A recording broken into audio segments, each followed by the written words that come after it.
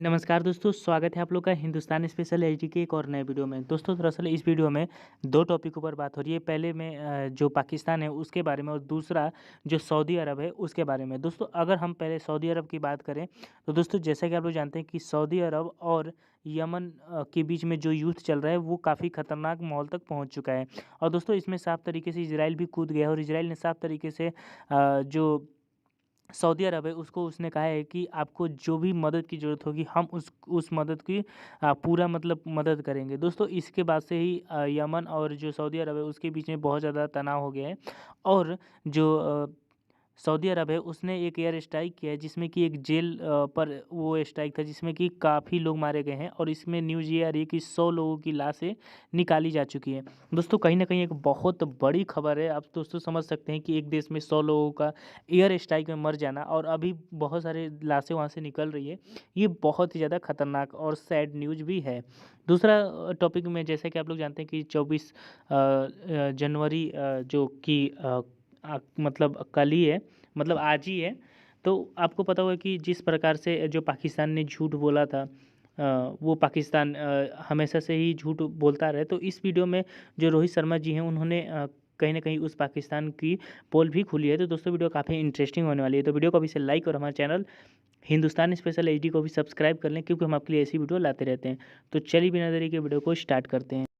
26 जनवरी आने वाली है और मैं आपको बताऊंगा कि 26 जनवरी का हमारे लिए क्या महत्व है, हमारे देश के लिए क्या महत्व है। साथ में 26 जनवरी का इतिहास जिसको धोखा दिया पाकिस्तान ने अपने ही लोगों को झूठ बोला, अपने ही इतिहास को धोखा दिया। क्योंकि 26 जनवरी का एक बड़ा कनेक्शन है लाहौर से, जो कि इस समय पाकिस्तान का हिस्सा है।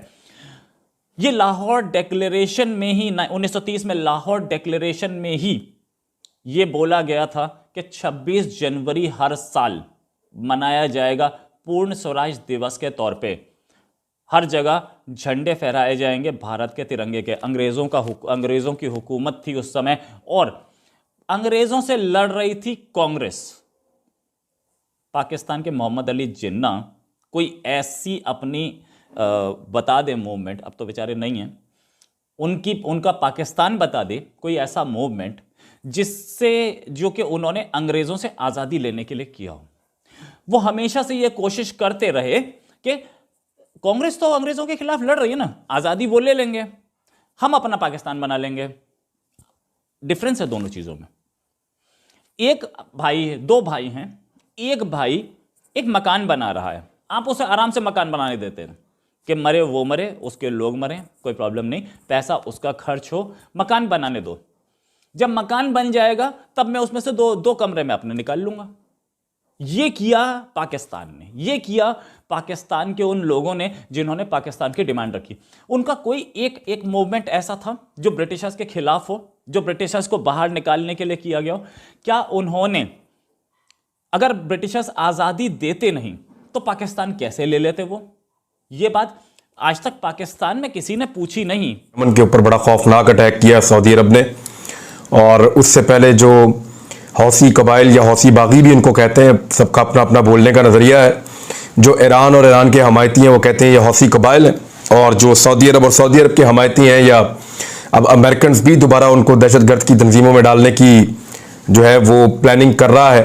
तो बाकी जो लोग हैं वो उनको हौसी बागी कहते हैं, और हर एक का अपना अपना नज़रिया है। कुछ लोग कुछ ग्रुप्स को दुरुस्त समझते हैं, कुछ लोग गलत समझते हैं। तालिबान के बारे में भी इसी तरह का था। बहरहाल ये सबका अपना सोचने का नज़रिया है। जो हौसी हैं उनके और सऊदी अरब के दरमियान लड़ाई चल रही है बड़े लंबे अरसे से। सऊदी अरब की जो कॉलिशन है वो अब अटैक कर रही थी। हुआ ये है कि सऊदी अरब ने जो हालिया फ़िज़ाई हमला किया है वो बहुत ही ख़तरनाक था और बड़ा हौलनाक हमला था। उस हमले में सऊदी अरब ने, यूएई ने और उनके इत्तेहादियों ने मिलकर एरियल स्ट्राइक की एक जेल के ऊपर, और उस जेल को मलबे में बदल दिया।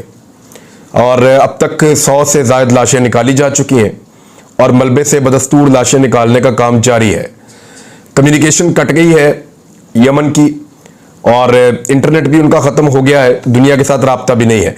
ये खौफनाक बम्बारमेंट है। कुछ 300 से ज़ायद लोग गुज़िश्ता 24 घंटे के अंदर, बाज़ लोग ऐसे भी रिपोर्ट कर रहे हैं, बाज़ इदारे, कि इतने लोग भी मारे गए हैं।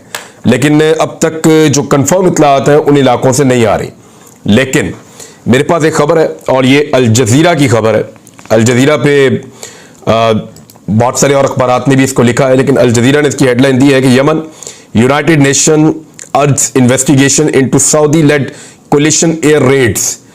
कि सऊदी अरब की जो कोलिशन है उसने जो अटैक किया है, एयर रेड की है, फिजाई हमला यमन की एक जेल के ऊपर, उस पर अक़वाम मुत्तहिदा ने तहकीकात का मुतालबा कर दिया है।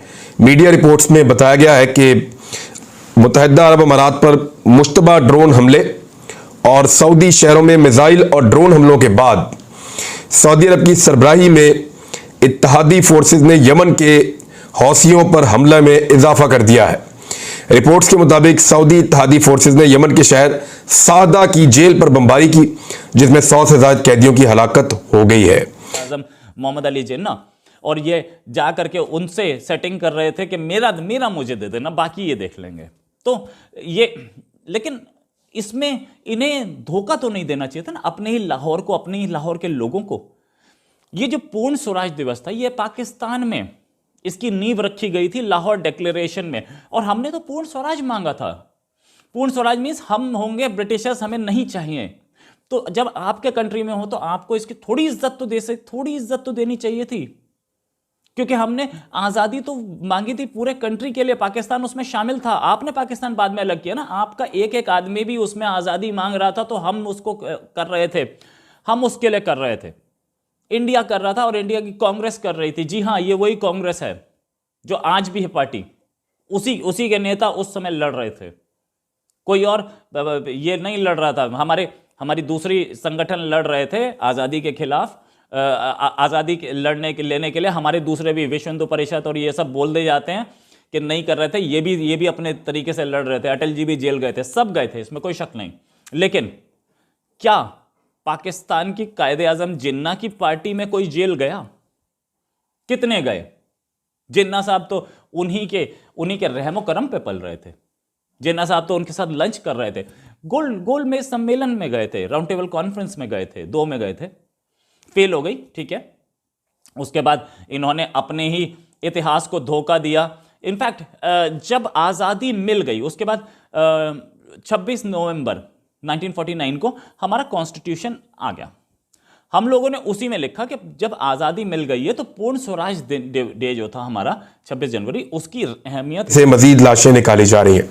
बड़ा अफसोसनाक वाकया है और बड़ा खौफनाक हमला था जो सऊदी अरब ने और उसके इत्तहादियों ने किया। इससे पहले सऊदी अरब के ऊपर भी अब क्योंकि हौसियों के पास ड्रोन्स भी मौजूद हैं, दीगर हथियार भी मौजूद हैं और ईरान इनको सपोर्ट करता है, ईरान के पास भी जो हथियार है वो इनको देता है। कुछ अर्सा पहले यमन की तरफ जाने वाले एक बहरी जहाज को पकड़े जाने का भी खबरें आई थी, जिसके अंदर से बहुत सारे हथियार मिले थे।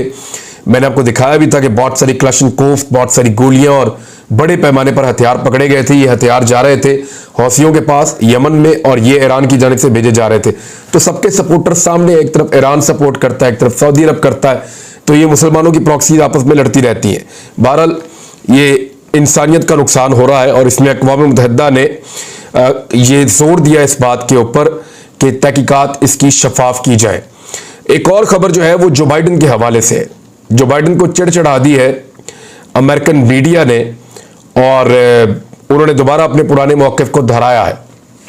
यानी अफगानिस्तान के अंदर जिस तरह अमेरिका को शिकस्त हुई है, आज तक रशिया को अफगानिस्तान से निकले हुए लगभग 28-29 साल हो गए हैं, क्योंकि इतना अरसा गुजर गया है। रशिया को 14 साल उन्होंने लड़ाई लड़ी थी, तो 92-93 में वो निकले थे, तो 27-28 साल लगभग या 29 साल, अब 2022 चल रहा है, वो हो गए हैं रूस को अफगानिस्तान में शिकस्त खाए हुए।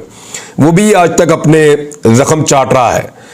तो जो अमेरिका के साथ हुआ वो तो अभी कुछ ही अरसा हुआ, चंद महीने हुए हैं, तो अमेरिका को भी बहुत दुख है अपनी शिकस्त का जो उनको मिली है वहां अफगानिस्तान में। अब अमेरिकन मीडिया जो है वो इस तरह के सवालात पूछता है जो बाइडन से, जिसके बाद जो बाइडन का पारा चढ़ गया है। और जो बाइडन ने जो स्टेटमेंट दिया है वो मैं आपको पढ़ के सुना देता हूं। अफगानिस्तान को एक हुकूमत तले मुत्तहिद करना मुमकिन नहीं, ये जो बाइडन ने कहा है। व्हाइट हाउस की न्यूज कॉन्फ्रेंस में अमेरिकी सदर जो बाइडन ने कहा कि उन्होंने अफगानिस्तान से अपनी फौज इसलिए वापस बुला ली क्योंकि जंगज़दा मुल्क को एक हुकूमत के तहत मुत्तहिद करना मुमकिन नहीं था। उन्होंने कहा कि अमेरिका 20 बरसों से अफगानिस्तान में हर हफ्ते $1 अरब खर्च कर रहा था और गैर मुय्यना मुद्दत तक ऐसा करने का मुतहम्मिल नहीं हो सकता था। और फिर उन्होंने अपनी हुकूमत की मुबैना नाअहली पर जवाब देते हुए कहा, काफी गुस्से में आ गए हो, कि आइए अफगानिस्तान को ले लें। मैं जानता हूं कि आप सब इस पर तवज्जो मरकूज करना चाहेंगे, जो कि जायज है। अगर आपको लगता है कि कोई भी अफगानिस्तान को एक ही हुकूमत के तहत मुत्तहिद करने के काबिल है तो अपना हाथ खड़ा करें। यानी वो उल्टा मीडिया से सवाल कर रहे हैं कि हाथ उठाएं कि आप अफगानिस्तान को इकट्ठा कर सकते हैं एक हुकूमत के नीचे।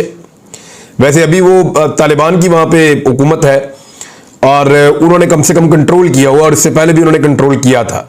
तो अफगानिस्तान के अंदर एक लंबी शोरिश है, एक बहुत लंबी लड़ाई चल रही है, बहुत मुश्किल हो जाएगा उनको इकट्ठा करना, खासतौर पे उस वक्त जब वहां पे भूख है, जब वहां पे फाके हैं। प्राइम मिनिस्टर पाकिस्तान इमरान खान साहब ने अभी कल ही दोबारा मुतालबा किया दुनिया से कि वो मदद करें अफगानियों की, जितनी ज्यादा हो सकती है उनको सपोर्ट दें, और उनके बहुत बुरे हालात हैं।